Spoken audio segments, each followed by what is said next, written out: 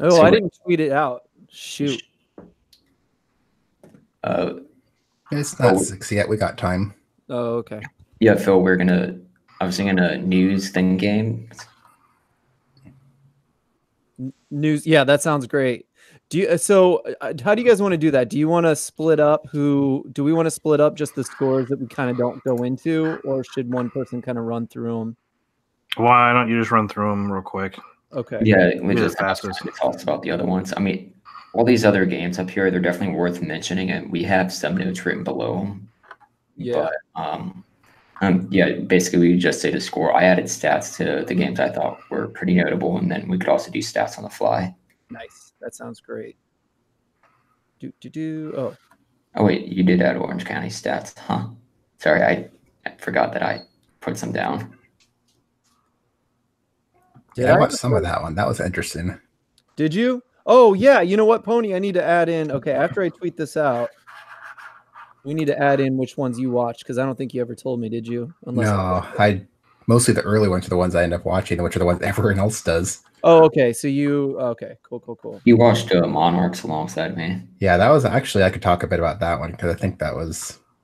I'm still high on Monarchs. On that hard call. Yeah, I don't know. I still think I'm stunned that Monarch Keeper is not Player of the Week. Monarch Keeper, you said? Yeah. Who did they pick? Joe, yeah, he was. Or no, he was on the Team of the Week, not Player. Yeah, he was on Team of the Week. I think they had Byron Brown, the Reno guy out of Brace. You know what's cool about him is, well, I'll say it on the show, but he's young. Yeah, he's under 20 national team. Yeah, is it David Ochoa? I think so. Yes, it is David Ochoa. He's the keeper. Yeah, he was a beast week 1 against Sacramento, and he's 18, guys. But since you know how the media votes, like they're not necessarily going to vote a keeper as Player of the Week. They do at times. It happens, but it's just like a couple years ago. It does happen, but it's rare. It needs to be like a 10+ save shutout win, usually with a PK save. If you guys watched championship, that Champions League game with SKC, did you guys see that keeper in the first 80 something minutes of the game? Let me see if Ochoa was even an option in the voting. Hold on. That was insane. That guy had 1 million saves that he had no business getting to all of them. It was insane. So that guy would have won if he was in the USL, but it was Champions League. Yeah, Ochoa was on the list of the 5 players that you could vote for. So it was Brian Brown, David Ochoa, Arun Basiljevic for Fresno, and then Luca Lobo and Santi Moore were the 5 options. Moore had a good goal. I wasn't able to get back into town in time to vote, but I probably would have voted for Brian Brown because I didn't see the SLC game. Yeah, I could talk about more, but it was, Salt Lake City after the first 35 minutes had a player leave to injury and a player get red carded, and they still ground out a withdrawal. I think that's also pretty indicative of how El Paso is just set up. Oh, yeah. It helps El Paso's bad. It helps El Paso's bad, but using 2 subs in the first half hour and down a man and drawing, I don't care who you're playing. I still want to see a weekend when basically all the teams I picked in my draft win, and El Paso was that one crux this weekend. I think we'll be the one crux all year. I think every week I've had 2 my teams play each other already, so I haven't had a chance for that yet. So, Pony, which game did you watch a little bit of? It was the OC one? Yeah, I was watching some of that. Not super in-depth, but enough to talk about it a bit. Cool. Any other game that's in the top half that I can just kind of... I don't think there is any other top half. I watched the highlights for every game. Nice. That's more than I did. That's what I do on Saturday mornings is I just watch the highlights for an hour. That's smart. I should probably just do that. I agree with... That's a good call. I also send the attendance figures as well. They actually keep the highlights in playlist. They keep the highlights in playlists now. Yeah, the Pendleton attendance figures. There you go. There we go. So if we have to talk about something, we can always kind of just poke at Bethlehem's really low attendance in Port Field. Well, we could also poke at the one thing. I forget who posted today, the first USL game home attendance, inaugural home game. Cincinnati is the number 3 team. That's surprising. Wait, Cincinnati was 3? Yeah, for inaugural home game. How much do they have? I think it was like 14,000. Okay, that had to be lower than Republic or Orlando. Yeah, it was Sacramento. I think it was Sacramento, Nashville, then Cincinnati. Yeah, I remember Nashville having a decent one. I'm surprised Orlando never got to that. Well, it was the first game. Okay. I understand that. They were still playing at Disneyland, at Disney World. Hey, I'm not sure where they played, but still one of those are, it's like, oh, I resisted the urge to make a big deal out of it. I mean, if we're going to get really technical, this past weekend was FC Cincinnati's first ever home game. I don't want to talk about that. It was their first win, too. Oh yeah, that's right. The Maybe it'll USL be okay. been dissolved. Do you think that was like a weird happenstance, or do you think they'll win a decent amount this year? I think it was, well, all right. Happenstance in so much that the Portland Timbers are a giant pile of garbage right now, hot garbage, and they went up with like everybody on the field was kind of mostly the B squad.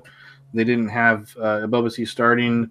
Chara was suspended, and the Timbers haven't won a game without Chara since 2015. So, you know, they went into the situation saving some players because they were concerned about the quality of the turf and didn't want to injure anybody. Some of the more important people, Chara suspended, so there was a couple things they didn't put on there when they probably should have to at least even salvage a draw. But you know, in the end, they won their home opener, which is good for them, and you know, and Timbers complete and total garbage, and that they were that way before the game. Apparently, they're the first team in MLS history to give up 3 or more goals in the first 3 games of the season. Yikes! Yeah, there's I found the attendance one. The top 5 teams for first inaugural game: Sacramento 20,000, Nashville 19, New York Cincinnati 15, New Mexico 13, and Vegas 9,000. Vegas is surprising. Not really. I went to a Vegas game and it was awesome. The environment there is really, really good. It's something that people don't talk enough about because they're so crazy in every other way. But yeah, actually 3 teams this year are in the top 10. New Mexico, El Paso, and Memphis are both top 10 all time for first game. I knew Vegas was good. I was just saying I knew Vegas would be good. I just didn't expect them at top 5. I thought it'd be someone else. Well, it's still 9,000. It's not. Yeah, I thought if we're talking about USL, I thought Tampa would have been in that. Tampa is not on the list. Well, hey, you know what? We're kind of killing our show already, so Yeah. Let's actually jump in the show. You guys good with that? Sure. So we'll start with news. Kevin, do you want to read that quote? I don't know if you read it pretty closely. I can. Let me go up news. So, as the USL show, we do have a little thing we'd like to say in regards to the massacre. No, I don't mean now. I'm sorry. I mean when we get to it when we're recording. I'm so sorry. You're not even recording yet? No, not at all. Not at all. Oh, yeah, you let me know. I can do it. I'm so sorry about that. No worries. Okay, so we'll start with the news, and then I'm going to kick into the show right about now. Welcome to the USL show. It is brought to you by the Beautiful Game Network and sponsored by Roughneck Scarves. Welcome, everyone, to week 2. Let's jump right in and introduce all of our co-hosts for the day. I'm going to start with the man who hasn't... Oh, no, you were here last week. Pardon me. But Big Kev McCamish is back this week to talk a little bit about Portland and lots of other things. How's it going, Kev? Going quite well. How are you yourself? Doing pretty good. It's starting to look like spring in St. Louis, and I'm really happy about it. It's changed my mood in general, really.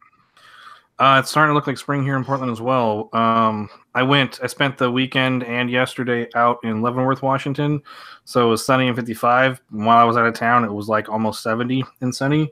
And today it continued. So at least I got to experience some nice sunny 70-degree weather here. Yeah, you did. You had a vacation, a much needed vacation, you said. Yes, indeed. And it was actually really good. I had a really good time. It's one of those vacations. I haven't had one in a long time where it's so fun, so relaxing that you actually have difficulty getting back into the grind.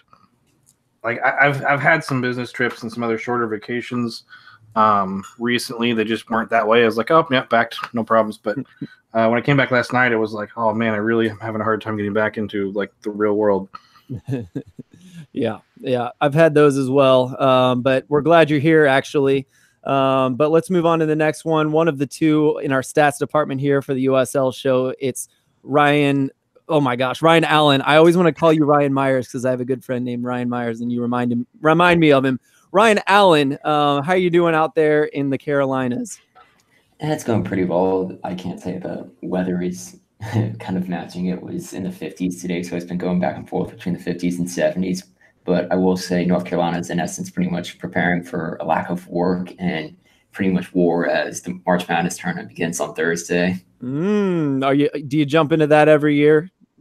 Yeah, the entire state is kind of halt whatever they're doing, and if Duke and UNC make it to the final, there will be a literal war on Tobacco Road this year. I'm sure that's fun, and typically there is one, right? Typically, yeah. Right on. We've also got the one and only USL Pony on tonight. Pony, how's it going, man? Weather's been getting warm out here. Actually hit 80 degrees yesterday in Sacramento. Ouch. I don't like it. I like cool 60-degree weather. So yeah, trade. Yeah, exactly. Deal. I was gonna say deal with 110-degree summer all you want. Yeah, that's a good point. 80 still not too bad. Yeah, enjoy it being 90 degrees at 2 a.m. Right on. Okay. We're gonna start off the show on a bit of a down note, and it's gonna have to do. I don't know if everyone saw the article written. It's the player that was good friends with someone who got killed in the Christchurch massacre in New Zealand. Yeah, there's not a lot to say about this, but we did want to encourage you guys to go read that article. And I'm so bad with names. I'm going to pull it up now. What are the names involved with this, guys? Do you know? Elliot Collier was the player from Memphis. Yeah, and he was good friends. He had played with Ada. What's his last name? Elayans, I believe. Yeah, Elayan is Elayyan. Might have butchered the name, but Elliot Collier wrote a really wonderful, almost like a poetic turn of phrase. He said he doesn't know what it is exactly that he wrote, but he just wrote it for the situation. And then he kind of talks about why he wrote it at the end. He wore a black armband in his honor on Saturday. And so, we wanted to at least address that. And Kevin's going to read a quote that kind of Evan Villela wrote up. Evan's going out of town, going to Ireland on a good long vacation here. But he wrote something really nice, and we're going to read that. And then it might be awkward. I don't know what you guys are doing right now as far as your day, if you're listening to this on a podcast. But I don't think there's really a bad time to kind of acknowledge that something terrible has happened in our world, and to take some time to reflect on that, and to maybe think of the families and victims of that tragedy. And so Kevin's going to read this. We're going to take maybe, a 15-second, 30-second break, a moment of silence right after that. And then we'll kick into the rest of the show. So why don't you take it away, Kevin? Okay. We're a soccer podcast, and while we understand and appreciate the chance to be a place to turn off the problems and struggles of the real world, we also have a platform to share our feelings and condolences when people in our community are impacted by senseless acts of violence. Elliot Collier lost a friend and a mentor in the Al Noor Mosque shooting in Christchurch, New Zealand on March 15th. We would like to extend our sincerest message of support, our deepest feeling of grief, and use our platform to attempt to use words to express our deepest desire for love and a better community to Elliot, his teammates in Memphis, and his and our brothers and sisters in soccer and in life in this time of tragedy.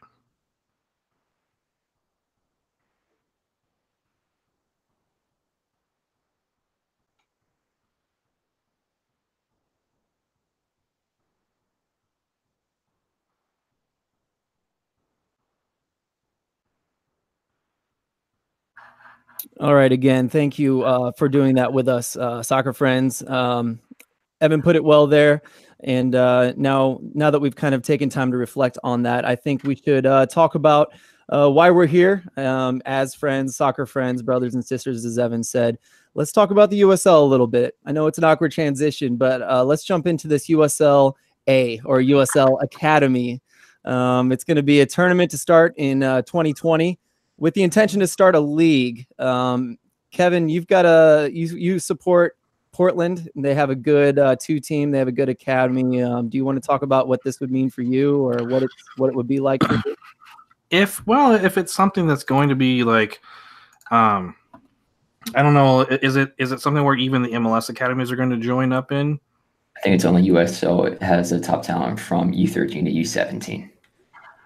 Yeah, so maybe you were the wrong one to cut to there, but I mean, we've seen what MLS academies have done for MLS, and USL wants a bite. How do you think it might look, though, Kevin?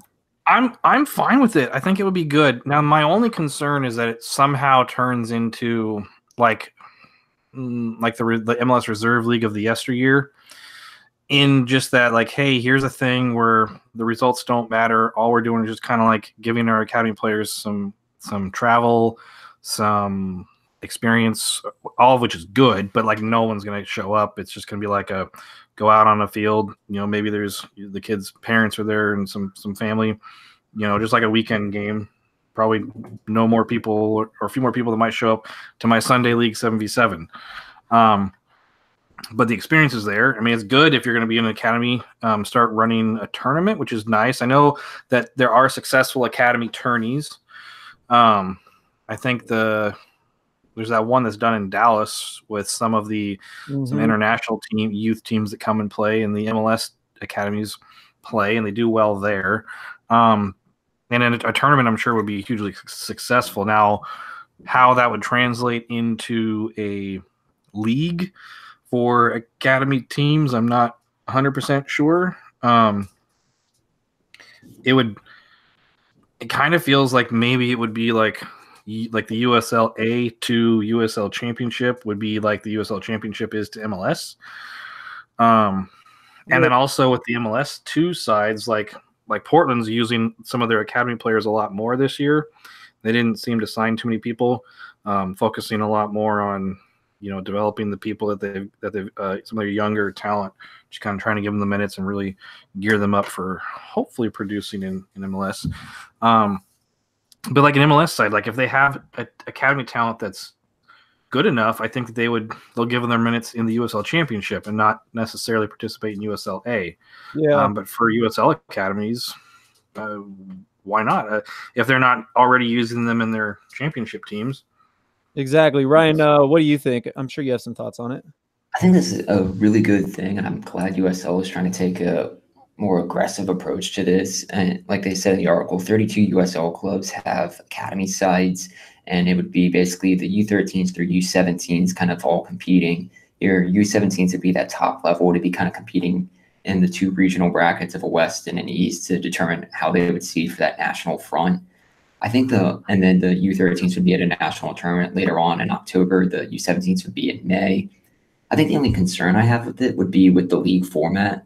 And is if you're doing like true travel, home and road, these are still high schoolers, and it's like how much time can they take out of their personal schedules to play in these tournaments, and like just how much can you devote to playing in this, especially if you're going to have varying levels of team commitments in these U17 sides. Yeah. I see it mostly as good, especially the tournament, the initial tournament. There's nothing wrong with that. I think, like Kevin said, there's the Dallas Cup. There are a lot of other tournaments around the country that Disney has one as well. Yeah. But there's tournaments all over the place, and the more competition, the better. And if there's one specifically aimed at USL academies, that's really good because USL academies aren't necessarily well organized. And so if this does nothing but just kind of organize them better, kind of give them a feel for what level they need to be at. If they're behind, they're sure as heck going to find out pretty quickly in this tournament that they have a ways to go, and they're going to figure out ways to improve in order to actually compete the following year. I think it's just going to raise the level as a whole. The only worry I have, and I'm going to throw to you here, Pony, because, and even you, Ryan, because all of us have clubs near us, USL clubs near us, that are a pretty high level of academy, which is almost the exception to the rule. Because the academies in the USL, to be clear too, are coming from not just championship, it's from League One and League Two academies. So some are going to be really crappy, to be honest, and then some are going to be really good. I would say St. Louis probably has one of the better ones in the country. Sacramento may be better than that. They don't even have pay to play going.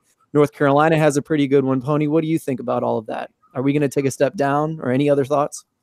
I think it's actually going to be a step forward overall for the league, because if we see academies catching on and being successful, especially if they start producing talent, it's going to encourage other teams who have money and want to spend to invest in their academies. Because if we see teams like Sacramento and St. Louis and other independent USL teams signing players from their academy, and those players go on to be good, useful pieces, every other independent team is going to jump on that bandwagon.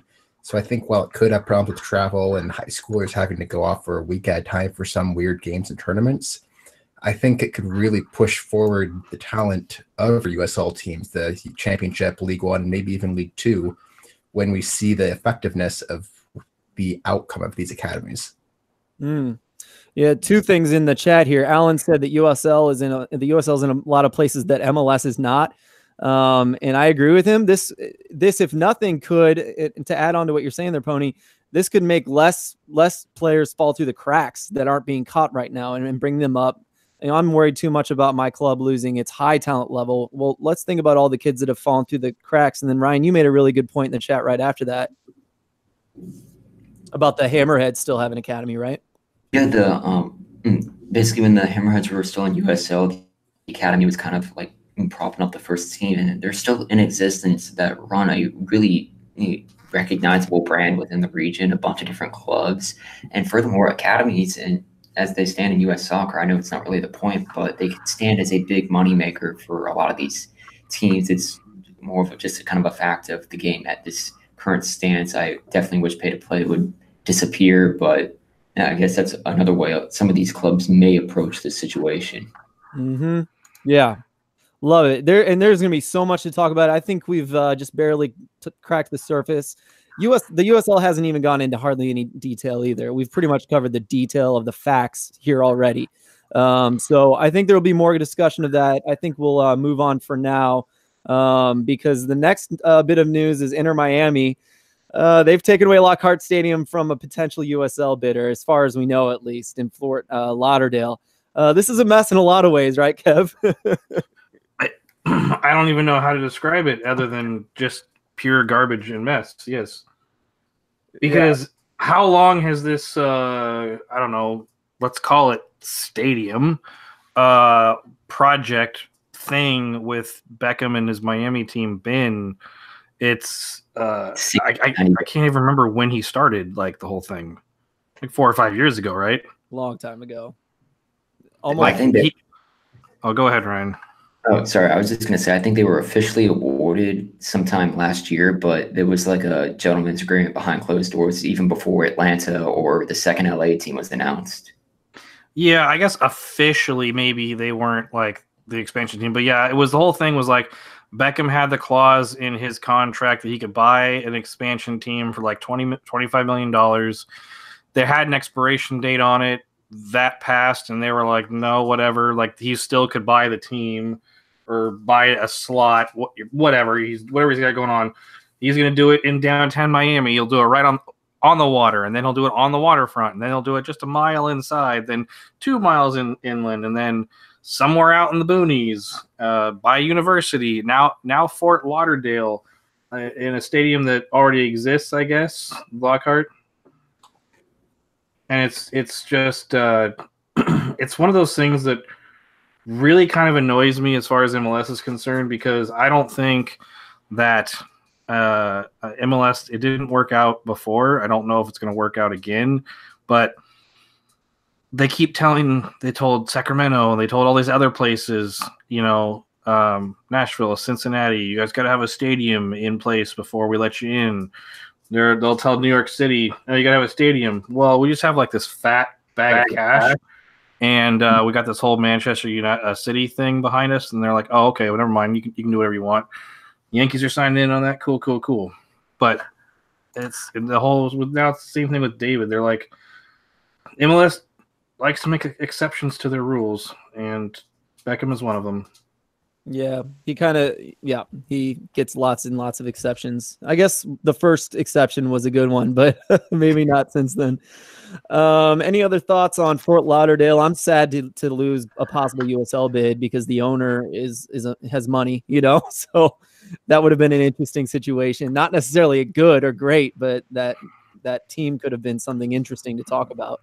I would have loved to see the Strikers come back, especially if they're going to go up against Tampa. I think the big stoppage point with the Strikers was that their name still technically belongs to, I think, the Tampa Bay ownership, or it was kind of weird that Edwards bought the name or rights to the team branding and stuff, so that would have to try and find their way back. But Fort Lauderdale would have been a really fun market for USL, especially if you have teams like Tampa in there, and you would see one of the recognizable brands of U.S. soccer come back. And I'm just still not convinced that Miami is relatively a good market for Beckham's side. I mean, would it be too much of a hot take to say that Miami is not a good sports town? I mean, you look at the Marlins, you look at the Dolphins, the Heat, I don't hear as much about as now, I'm sure. No, it's just even the Florida Panthers don't play in Miami proper. They play up in Sunrise. Well, that's the other thing, too. Like, Beckham has this whole thing where he can buy a franchise, set up an expansion team. Why is he just so set on Miami? Like, my issue is not with Beckham, to be clear. It's with just this whole process and trying to set up this team in Miami and just being hell-bent on doing it and continually getting moved further and further away from Miami proper. If they could have set something up in downtown Miami, they might have been successful, but this far out, I don't know if they're going to be successful. It's as Ryan said, it's not really a good sports town in general. He could have spent his money and went anywhere that would work, like buy any team. He could have been the owners of whoever else is coming in. Maybe he can move to St. Louis or Sacramento, get one of those two teams that are, I think, more deserving of a slot. Get them into MLS. I don't know. I think it was cool, but why Miami? It just bugs me.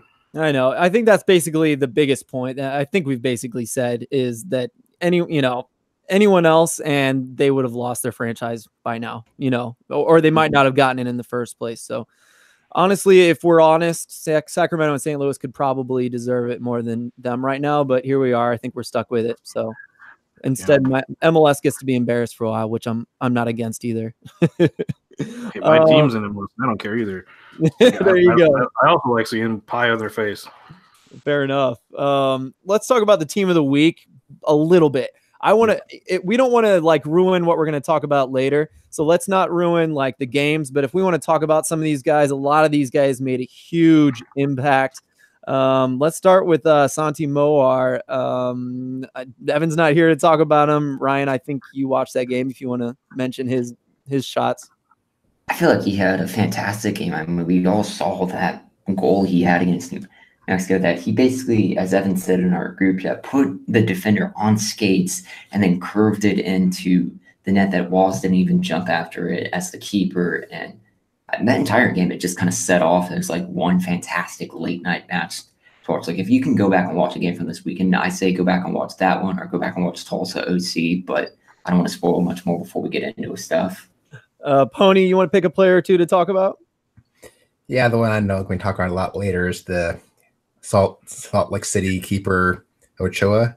This kid was absolutely amazing through 2 games now, and I thought he was going to win Player of the Week hands down. Apparently, he didn't come in top 2 in voting, so I think voters have some sort of explaining to do of why they favor scoring players over defensive players and keepers. But I'll talk about him a lot more later.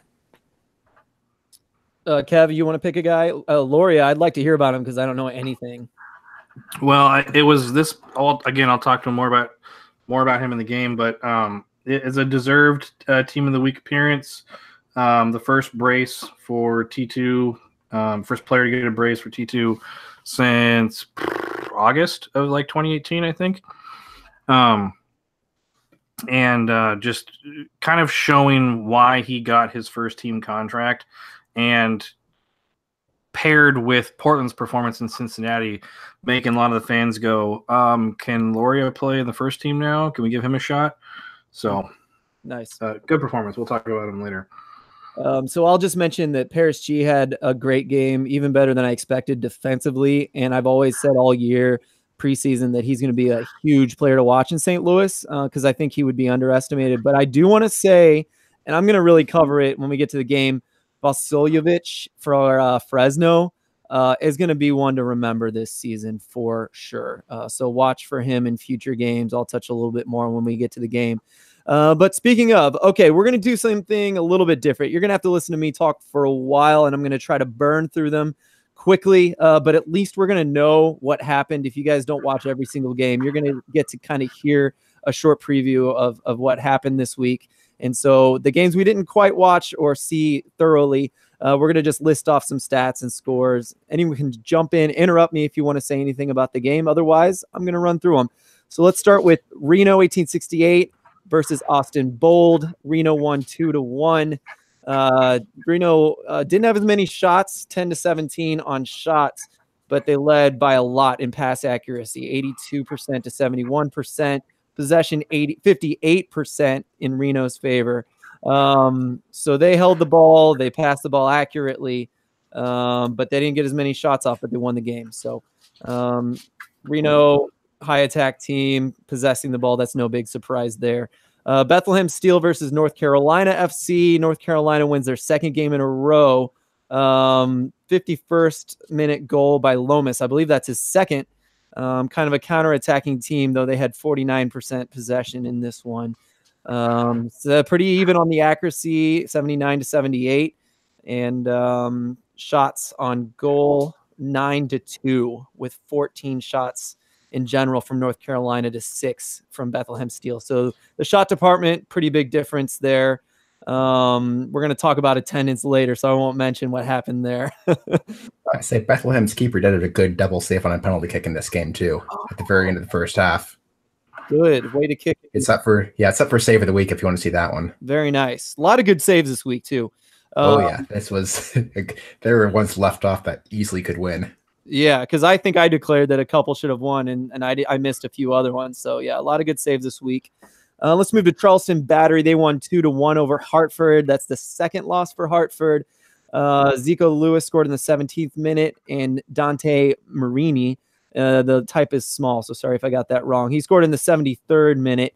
16 shots to 12 in Charleston's favor. Relatively close, 53% possession to them. Pass accuracy is pretty equal, around 75%. Close game. So even though Hartford's lost twice, the two teams didn't look that much different on paper, at least. Yeah, well, I think I must admit that Charleston was the much better team. The only shot on goal from Hartford was a penalty kick late in the game. Oh, yeah, the only one shot on target. Okay. So, yeah, I think Charleston dominated, but scoreline made it look a little bit closer than it was. Yeah, Hartford, I saw some highlights last week. They didn't look too good last week, but Charleston, as we expected, is chugging along, doing their thing. Is that a win and a draw for them, I believe? Yeah, welcome to your 4th, 5th, 6th seed Charleston yet again. There you go. That's Pony giving his typical Charleston love there. Memphis 901 scored 1 goal. Loudoun United 1 goal. Loudoun didn't look as bad as I expected them to in their second game. First game was a little rough to me still. But they're starting to look a little bit like an academy team, which is they're going to try to play pretty soccer, and it's going to hurt them sometimes, but then sometimes you're going to get flashes of nice play. Griffin Yow's goal was a bit of a bouncing around ball, so it wasn't necessarily beautiful, but I do believe there was some build-up to that goal. Elliot Collier scored. Oh, yeah, and he said in that article that we read earlier, or we mentioned earlier, that he just knew he was going to score. Wearing that black armband around his arm for Ada. So yeah, that's an interesting storyline. Again, read that article. But yeah, a draw here. Memphis to Loudoun 1-1. Anyone expect that? I thought Memphis might win. Does this say that Memphis is bad or that Loudoun's not that terrible, or both? What do we think? It's both teams' second game. I mean, can we really say much more than that? Yeah, I mean, we could see something. Although a good thing to point out, the Loudon guy who scored actually got signed by the DC main team today. Oh, I think saw he that. actually, yeah, he actually got a contract, so good on him. The first team? Wow. Homegrown contract. Yeah, homegrown contract, but Yeah. still. Okay. Well, that is still impressive. Yeah, So I mean, long time Gritty. he's been a part of the youth national team setup for a long time. He's a name to remember, Griffin Yeo. So do follow him. Next game is RGV Toro 0, Fresno 2. I mentioned Basaljevic earlier. This guy looks good. He came up in the Red Bull system and spent a couple of years in Scandinavia and Denmark and Sweden and came back to Fresno. And he looks like almost like a Tyler Adams type or even a McKinney where he's in the midfield.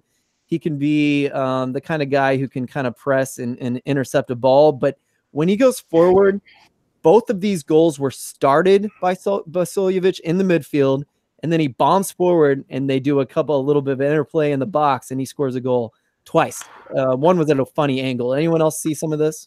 Is he a New York Red Bulls product or one of the other Red Bull teams? Oh, I'm sorry. New York Red Bulls for sure. New York. Okay, just He is an checking. American, even though his name is Basiljevic. I really think this guy is going to be really good this year. Underestimated, even like an Alex Martinez type that scores and assists. So, yeah, I'm excited about him. Yeah, Fresno hosting Reno is going to be an interesting game this weekend. Yeah, completely agree. That's going to be one to watch. I've been meaning to catch Orange County. Our guy Alan Underwood.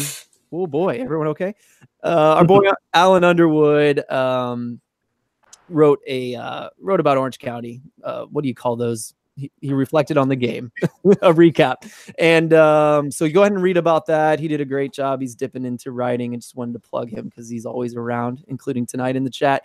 But yeah, speaking of Orange County, they scored 3 goals against Tulsa, scored 5. What does everyone think? Is this Hell freeze over or something? Man, 5-3. Unbelievable. Orange County off to a terrible start. Yeah, a couple of the goals for Tulsa are just breakdowns on the Orange County defense, just bad mistakes. But this has been 2 weeks in a row of Orange County looking not too good. I mean, I think we all had them as a pretty high team, and at this point, I've been dropping them quickly down my table. First round of our draft. Mm-hmm. Yeah, I mean, I had a lot of faith in them. They're one of my favorite teams.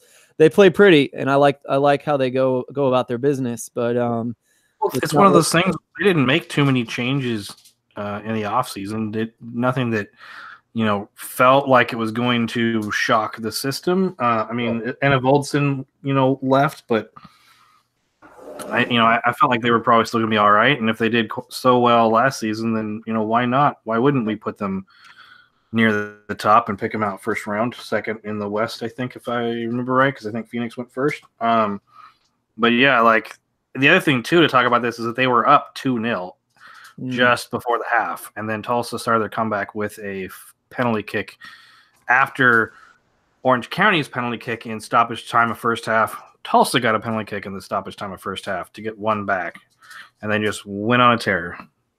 Yeah, 5 unanswered goals for Tulsa there.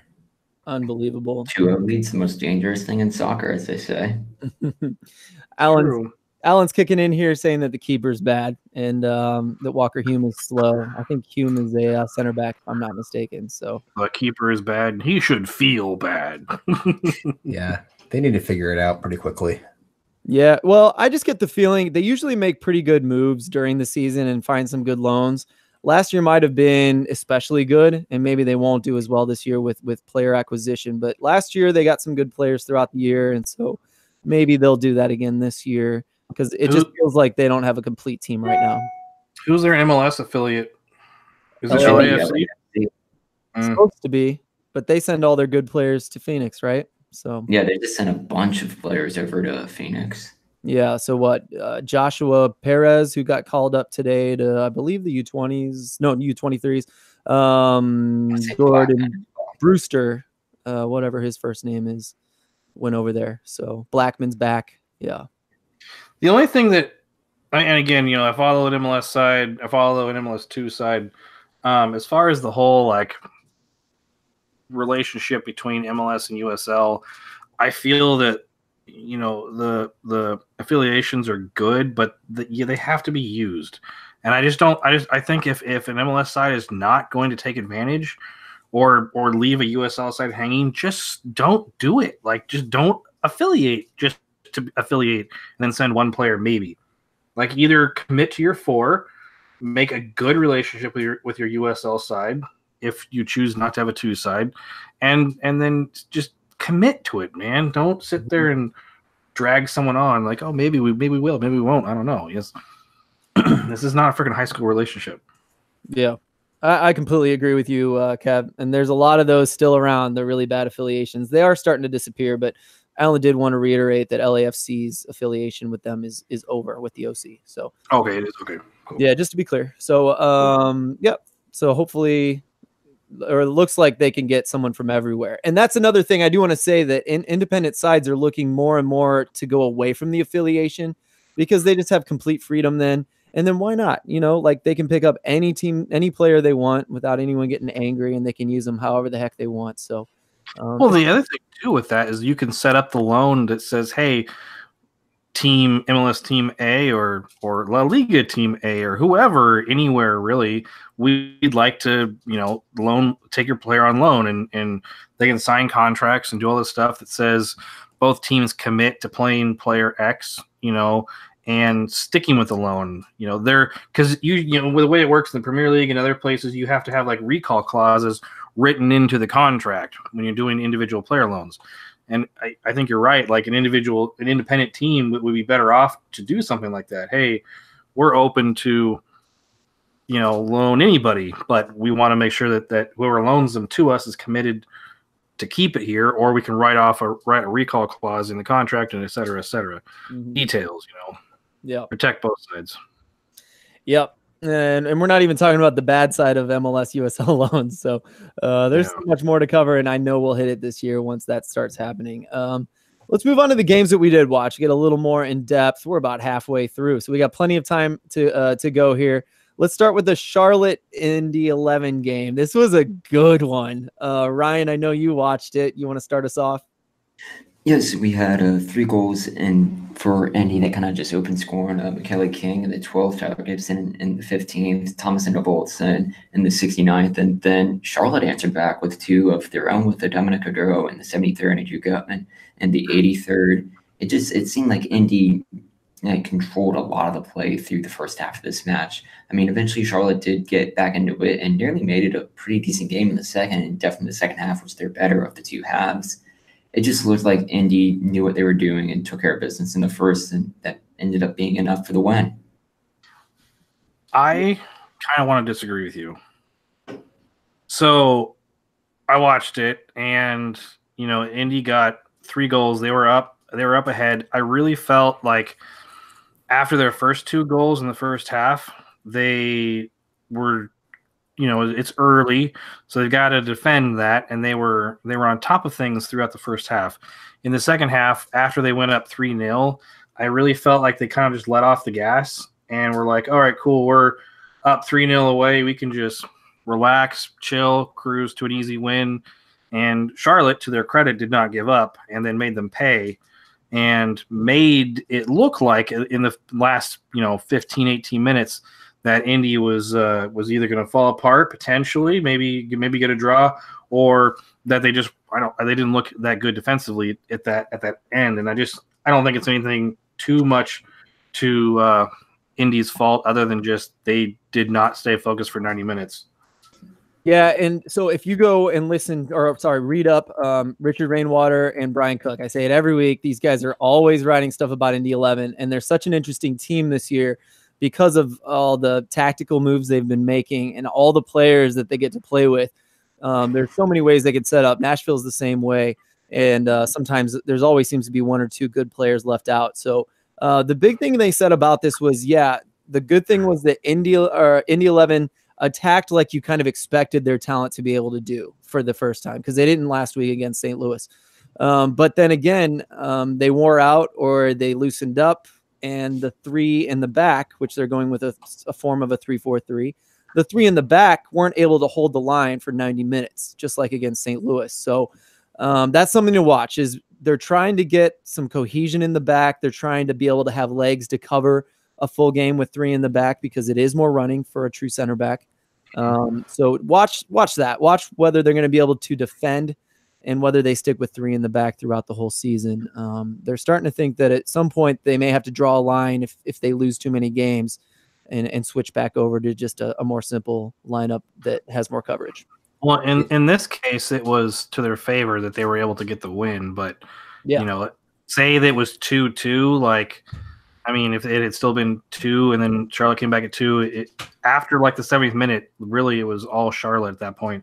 And then the other thing, I remember on the broadcast, you could almost hear Rennie in the background screaming for his guys to get back on one of the goals. I can't remember if it was the first or second one. But it's if I hear the coach screaming to get back and they're not doing it, and the other opposite team gets a goal, it's you guys shut off too early, man. You shut off too early. Yeah.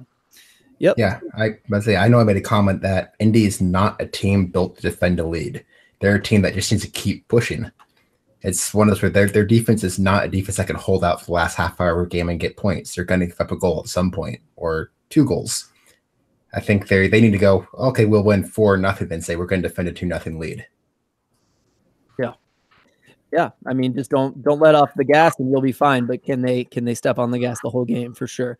Here's my plug for BGN Written on Twitter. You can also go to uslnews.com to check out anything written, not just about USL, about a whole lot of different things, including League One. Now we have a girl writing for women's soccer as well. So all good stuff, right? Okay, moving on to the next game. ATL UTD 2-0, Louisville 1. Ryan, why don't you start us off for this one? And Carson's going to kick in here, I hope.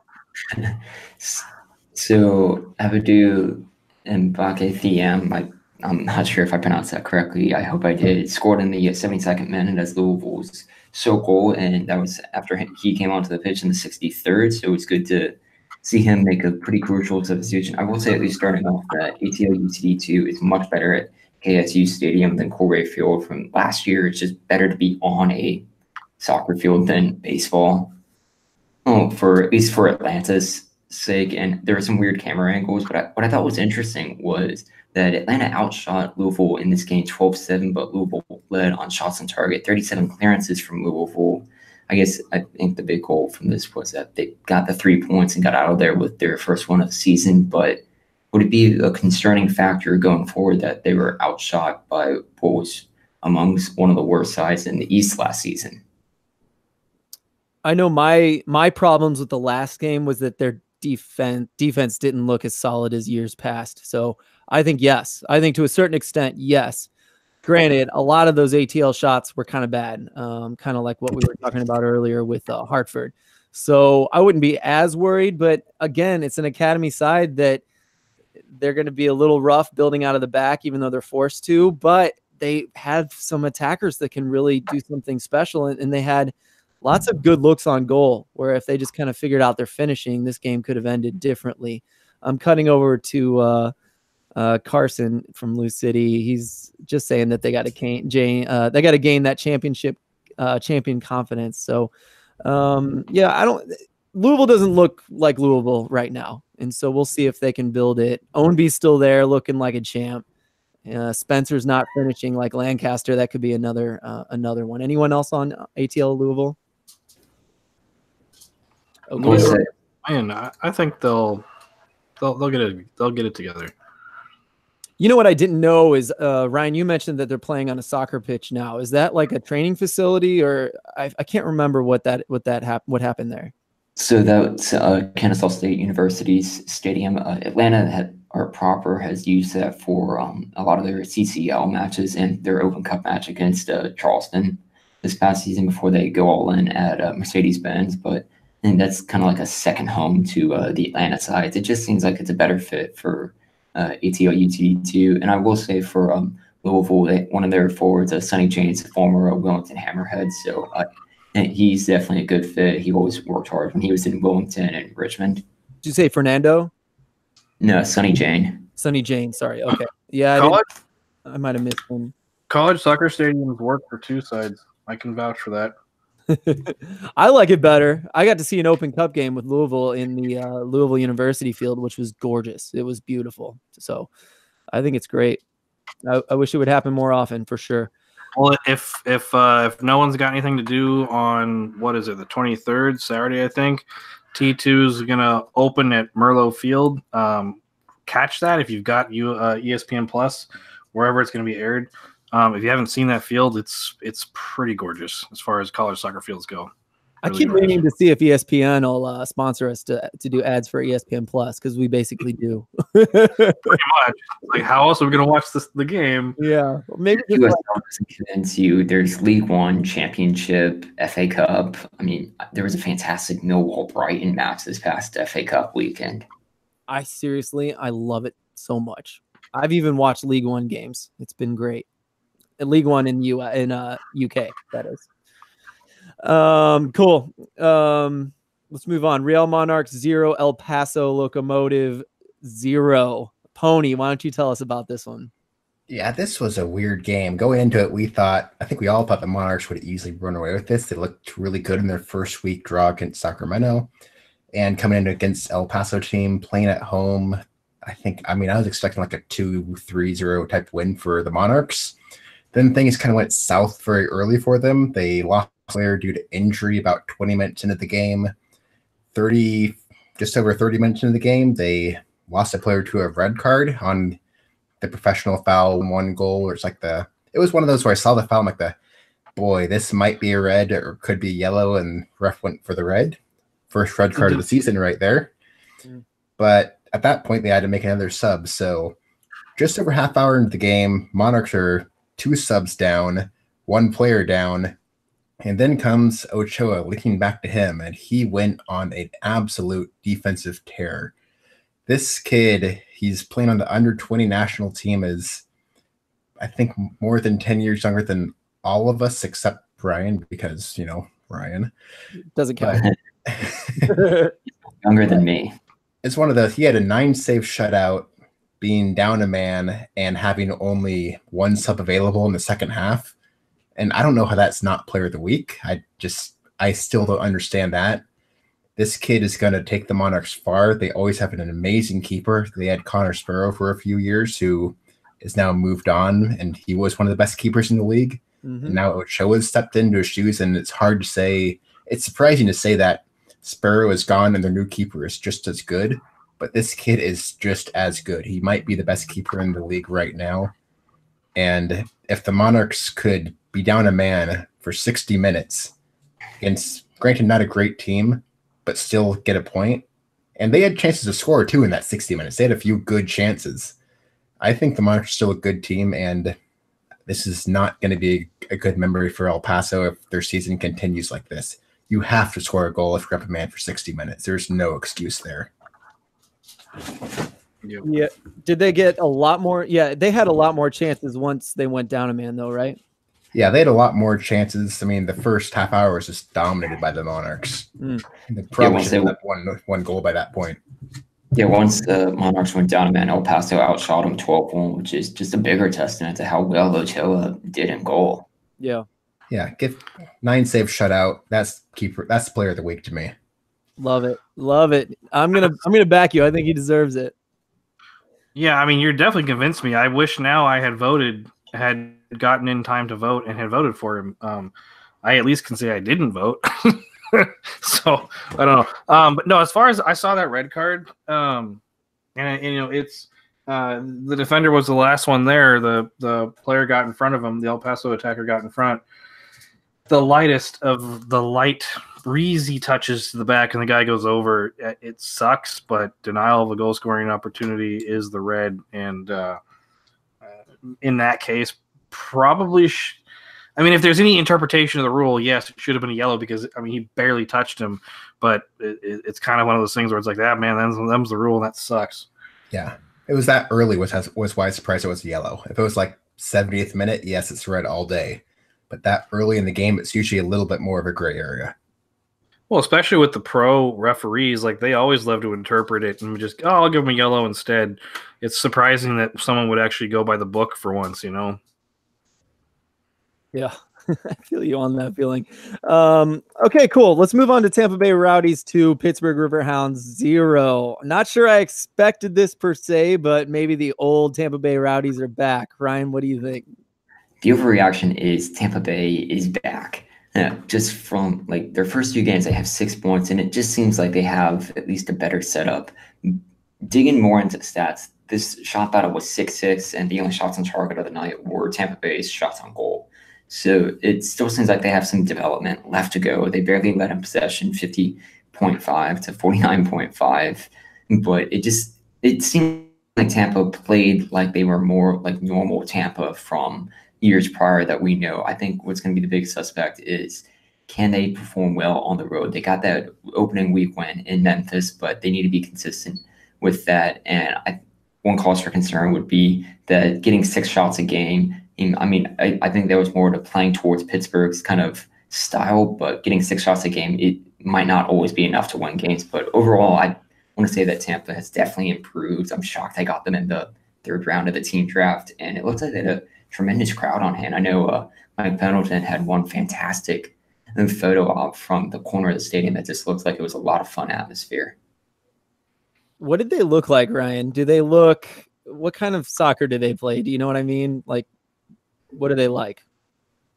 I want to say it's they definitely seem like they've done well offensively, and it's like weird. It's still like just 2 games in a season. I think it's kind of tough to gauge how well some of these teams are, and especially this was Pittsburgh's first game of the year. But I feel like by the time we get into mid-April, we'll start seeing a lot more of what these teams are like. I just feel like Tampa has definitely improved from where they were last year. Gutierrez is definitely an improvement based off of their stuff, and even Brandon Allen down there with Tampa as well. That's right. Which to me is more of a negative. And who knows if Tampa Bay, that's a joke. Pardon me. That was mean. But Tampa Bay, who knows? Maybe they're better than even the 2-0 because maybe the Riverhounds are that good. But also it was their first game, so hard to tell. Like you said, Pony, did you see this one? Parts of it. I kind of need before I said Tampa Bay's back. I need them to, if they show up next week against St. Louis on the road, then yes, Tampa Bay is back. But until then, I mean, they beat Pittsburgh at home and they beat Memphis, who is not good on the road. It would be like last year, instead of being Memphis, they beat like Atlanta 2 on the road. It's 1-0. It's like okay, we can't get too excited about that yet. I need to see their home woes broken against someone who is actually a good side. Although, yes, I think they're a good team. I know with Ryan, I think we have the same idea. One of us is going to take Tampa. One of us is going to take the Monarchs. And that into the draft. I know I went with the Monarchs, and I'm still not unhappy about that yet, but we'll see. I'm exactly with you. And honestly, even if they don't win against St. Louis, but if it's close, it's looking like maybe St. Louis is good. I know I'm the wrong person to say that, but a lot of hard tests for Tampa Bay after that first week. So we'll see what they look like away. I completely agree with you there. Birmingham Legion 0, Ottawa Fury 1. Legion's not looking like a great team per se yet. A long way to go. I will say they look like a physical team, maybe one of the most physical teams I've seen in the USL. But Ottawa looked kind of like a little bit like I was thinking they might look. They're looking pretty good, even though it was only 1-0. Did anyone else watch this game? If not, that's fine. I just didn't want to talk too long without giving someone else an opportunity. But they are possessing the ball more under Nikola Popovic, who's able to implement his system a little better. Again, I think because Wall Fall's in there and Charlie Ward is in there, Charlie Ward is just the pass master. And then a lot of other things. I thought it was interesting because Kevin Oliveira was another good pickup for them. And he's kind of playing as like a false 9. And so Francois and Hayworth are on the wings. Hayworth is folding in, and he scored a goal in this one doing just that. So interesting that they're playing with the ball on the ground. If they lose the ball, they're pressing hard to get it back, and that's kind of how they got this game. They won this game, but no target forward, so you're not going to see a ton of balls in the air unless it's on a counterattack to mostly Francois working his butt off. Good trade there, worth maybe the $20,000, I hope. But I won't talk too much more about this one. We'll just move on to Colorado Springs Switchbacks 0, Sac Republic 1. I'm going to throw to Pony, of course. Yeah, this was a game I was actually really looking forward to because before the season started, I kind of put my chips on Colorado Springs as a team everyone's actually sleeping on. And I still think they are. I think Colorado Springs is going to be not a league winner, but they could be a dangerous 5 seed in the West. And this game kind of proved it again. Sacramento ended up winning 1-0 on a second half penalty kick that Colorado Springs was probably really lucky not to have their guys sent off for. It's one of those awkward tackles where the defender seems to realize he needs to pull up way too late and makes it worse. But both teams had a lot of chances. Sacramento's defense looks a lot better this year, which was their weak point last season. I know they had Colorado Springs had a few great chances blocked by both Cohen and the keeper and a couple good defensive just throw the body in the way. But overall, I mean, I think these are two teams that you want to see, you're going to be afraid to see come late season. They're both very solid defensively. They both have a lot of good scoring players. I mean, we saw Colorado Springs notch the first hat trick of the year in the first week, and they had plenty of chances in the second week. But I mean, this is just, it's hard to say. It's one of those matches where it's a very tight one. Either team could have got the win easily and probably should have been a draw given how both teams played. But Sacramento squeaks out 3 points and both teams stay undefeated, both on 4 points now. And we'll see moving forward. I know we might talk about this team later, but Sacramento, Oklahoma City is probably the game of the week for me this coming week. And the good news is it's Sunday, so you don't have to worry about watching it Saturday. That is nice, actually. A good Sunday game is nice every once in a while. So, Yeah, do you go to the games, Pony? Sometimes I might go to this one. Yeah. I usually don't when it's Saturday at 7 o'clock because it means I miss almost every single game of the entire week. Mm-hmm. Yeah. But 2 o'clock on Sunday, I might try to make it out there. Yeah, I'm excited that St. Louis is at 1 this week. So for the same reason. And speaking of that, let's talk about their game against Nashville. A win against Indy at home last week and a win against Nashville away this week for my team, St. Louis. That's a good start if those teams are as good as we think they might be based on who they have. Kev, I know you watched this one. Do you want to talk about it before I go too crazy? Yeah, I watched some of it, and because I was hoping that, like, as the first pick in our draft, that hey, Nashville can do some business, but I don't think that. Shouldn't say I don't think that they're as bad as they're looking right now. I like Louisville. I think they're just unfortunately needing some time to warm up. St. Louis, however, man, they seem to be the real deal, don't they? And in addition to that, I hope it's not like Real Monarch syndrome, where like you do just amazing out of the gate for the first half of the season, and all of a sudden, like, where'd you go? Second half of the season. If you keep it going, you guys are going to be top 3 in the East easy. It was a fun game to watch for a 1-0 game. It was actually pretty entertaining. Yeah, I agree. It was close. The only weird thing. So I will just say that I think St. Louis's defense is a bit of a neutralizer to really quality teams because Indy didn't look that good in week 1, but gosh, they looked amazing against Charlotte. Again, that could be Charlotte, just like we're going to be saying a lot this week, not being super good on defense. But here we are against another team we expect to be good in Nashville. They didn't look all that great this week against St. Louis. So I think there's something to be said about the defensive system, especially that St. Louis has. But, they're not looking to hold the ball against at least these two really quality teams, only looking to counter. And they were both times able to kind of get a ball on a free kick or a corner. And that's how they're scoring right now. So they're not scoring through run of play all that well. And so that's something that I hope develops in order to keep them nice and high in the East, as well as keeping them going, like you said, Kevin, throughout the whole season. I'm curious what's going to happen. I'm not bought in completely, but it's sure as hell a good sign from the start. Yeah, it's a good start. And that was a really good header that Calvert put in off the corner for their goal. The other thing we got to remember is that, yes, Nashville won their first game, but it was against Loudoun United, and they only won 2-0. So part of me is kind of wondering, like, Loudoun didn't score. St. Louis got 1 goal, a good goal. So maybe the Nashville defense is where it was at last season. But as we remember, they couldn't buy themselves a goal to save their lives for most parts. They brought in some attackers, established USL attackers, to hopefully remedy that. So maybe some of their troubles might be with their attackers not yet gelling. I'm kind of hoping that, because again, I picked them number 1.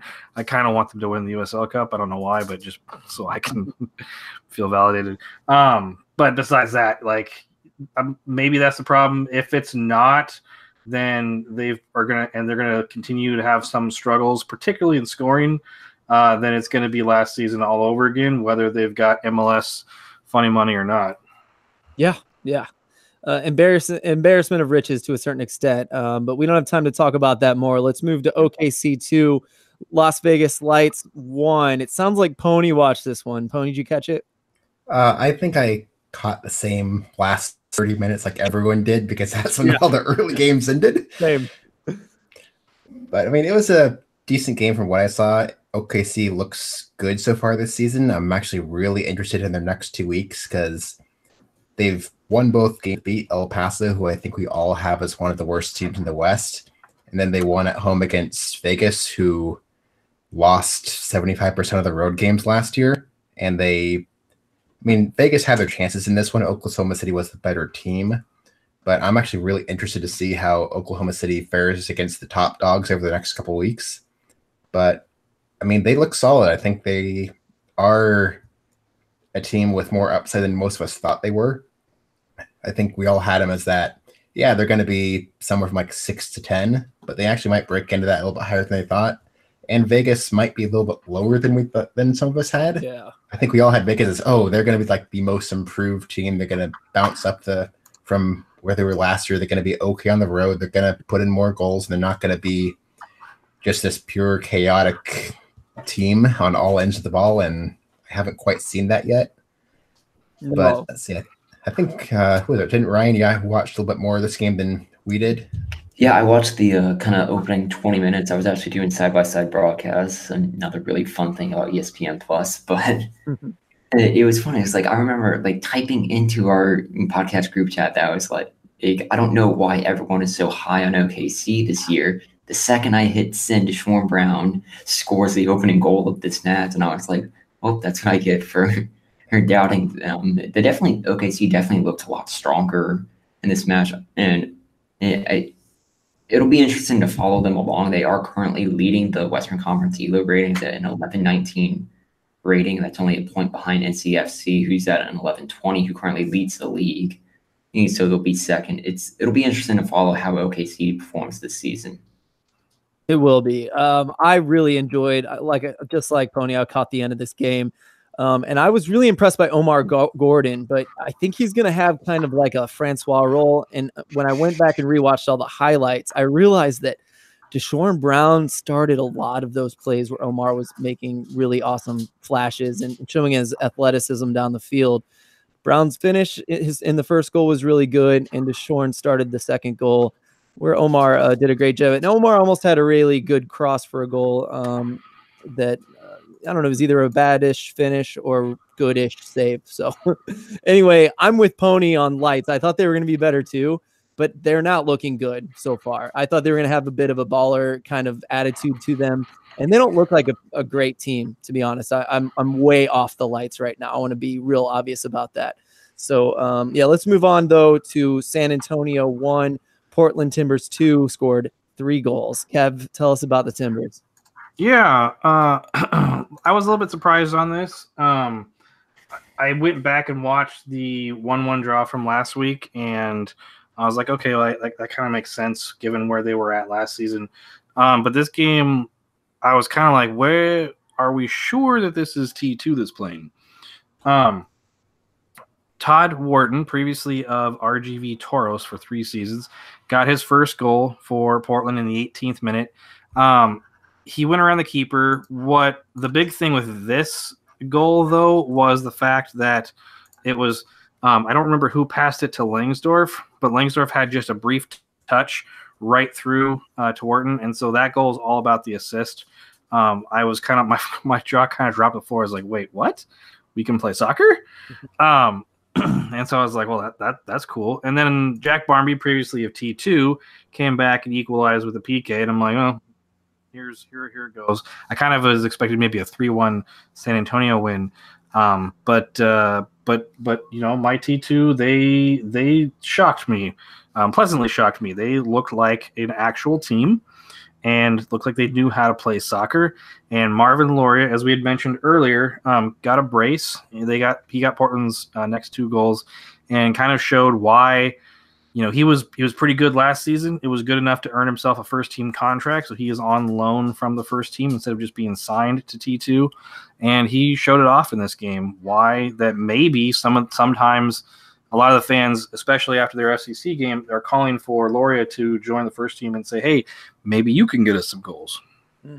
If he continues to play like this, I would expect him to get some MLS minutes, maybe a bench substitute. I'm not sure. Depends on perhaps the desperation of Savarese with the first team. I think they like to give their guys minutes with T2. A lot of fans here in Portland kind of complain that Portland does not play the kids, so to speak. That's the name of my podcast. Rest in peace. Now, T2 or Timbers, the organization, has like 3 players that were called up to like under 20s or under 23s or whatever, which was like 1 or 2 more than everybody else, or maybe other than San Jose.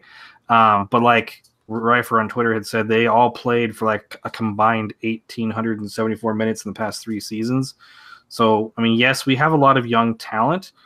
It shows with T2, particularly what they did last season and what they appear to be doing this season, but they do not get the minutes with the first team. So if T2 is going to do this and commit to developing young talent and commit them to developing with T2, that's fine as long as they're consistent. And part of that is going to be playing like they did against San Antonio. So, and San Antonio, they show that they were a good team. Again, I was a little bit surprised that T2 were able to hold out and not give up a goal, because there were a couple times where San Antonio really came close to getting at least one more, and it could have been either a 2-2 draw. I mean, this game really probably could have ended 4-3 in favor of Portland with some of the chances on how close they came. It was a really fun game to watch, actually. Nice. I know the San Antonio guys are high on Barnby right now, and I'm not surprised to hear that either. So. Now, which is totally fine, because Barnby is a good player, but his ceiling is USL. Like, I saw that with the 2 or 3 seasons that he played with Portland and mostly T2. He's a good player. He's a great midfielder, good attacker. There's nothing wrong with him at all. And there's definitely nothing wrong with like mentality or anything like that. He's a great guy. It's just his talent ceiling is absolutely USL Championship. Yeah. And yeah, so a lot. Yeah, the Timbers were just kind of cut him out. And we'll probably talk in the next game about another player that the Timbers or T2 cut from their roster and who scored 2 goals. Right on. Okay, so let's move on though to another team or a couple of teams that play the kids. One is Tacoma Defiance. They scored 0 goals, but Los Dos scored 3. Just quickly, this game was exactly what I said earlier about academy teams. Especially Tacoma was trying to play prettier soccer out of the back, and Los Dos was a little more practical in this game. And so you saw them doing the hard work, getting the turnovers, going for second balls, as the announcer said a million times, but it was a good point to make because a lot of the goals came off of just working hard in the midfield and getting turnovers. So that's the interesting thing there. A lot of young kids, but Leva and Atencio as dual 6s.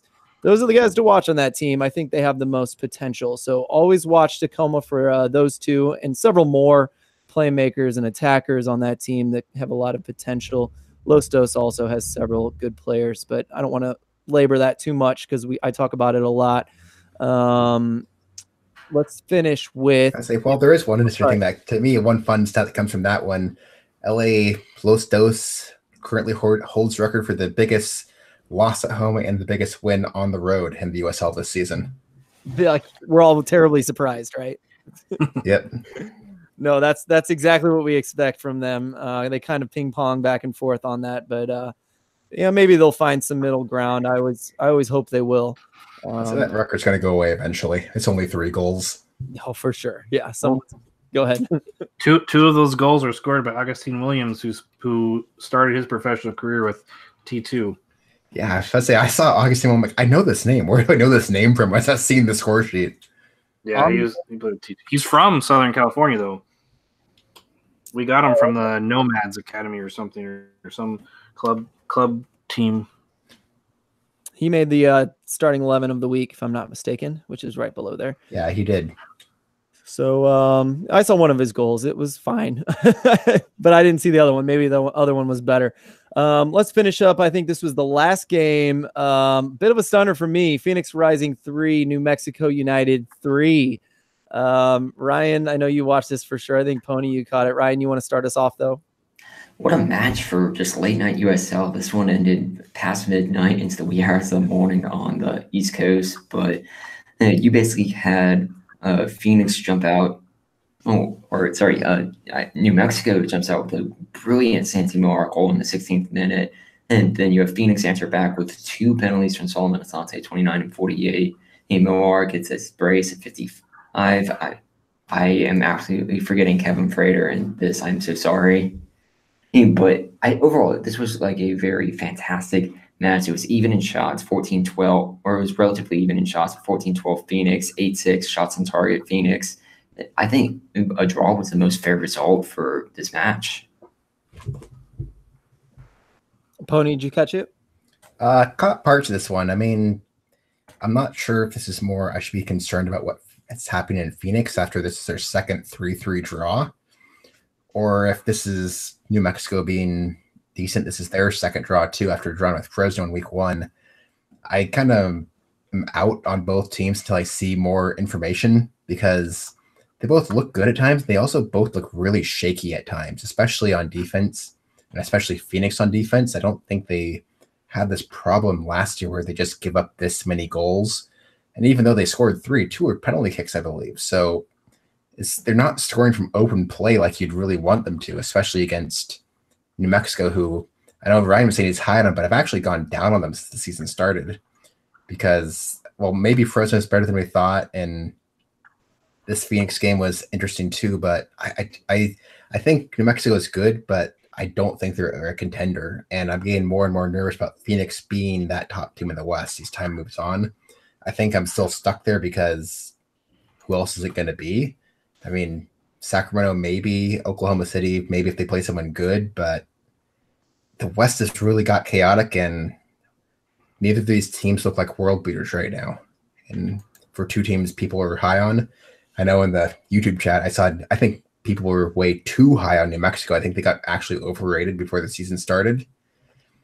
It's just going to be interesting to see how this moves on. I'd like to see both these teams next few weeks to actually answer questions, because right now all I've done is raise more questions to me. Yeah, the thing is with Phoenix, we've seen that they do start. They did it last year, at least. They started the season with pretty bad defense, and it really hurt them early on. But then they solidified it. Last year, though, it solidified when they got Blackman and a couple other players from LAFC. Or no, I think one came from New York City FC. Interestingly, so we'll see. Maybe that's a trend. Go ahead. What's big coming from Phoenix will be their next 2 matches at home, hosting Colorado Springs and Fresno. Yeah, both talented teams doing pretty well this year, so that's a good measuring tool for that. And if you compare it from New Mexico, they host Tulsa next match, in fact tomorrow actually, and then go on the road to Orange County. I agree with you, Pony, about New Mexico, though. Santi Moore's not going to do that every week, and even Kevon Frater's goal was still like pretty, far out. It was a great, all 3 of those goals were incredible. It's just not going to happen every week. Phoenix gave them so much space that they were able to score from distance multiple times. So, both those teams to watch. I agree with both your points there, though, Pony. Any other thoughts about games this week? That's the last one that we were going to talk about. We are probably need to cut it off there. We were going to talk about attendance, and there's a lot of good stuff to unpack there, but maybe we can try to do that next week because we're going pretty long. So at this point, I'm just going to let you guys all introduce yourselves before we sign off. Ryan, where can people find you? You can find me on Twitter at ILM_Ryan. Kevin?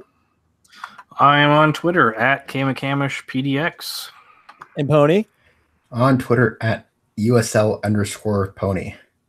All right. And I'm Phil Grooms. You can find me 2 L's, 2 O's, Phil Grooms on Twitter. Thanks so much for listening and interacting on our chat. We do this every Tuesday night. In case you're listening on the podcast, we meet at 9 p.m. Eastern. That is 8/7/6 p.m. Pacific. If you want to join us on YouTube, on our YouTube channel, so if you subscribe, you'll get a little warning that we're starting up. And it's not always on time, but we always have a good time a little bit before our show, do our show, and then sign off like I'm about to do right this second.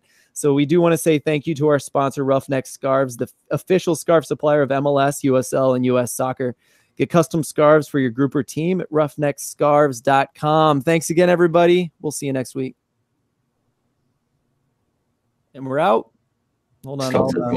Yeah, I always, this one, where is it? There we go. Stop broadcast.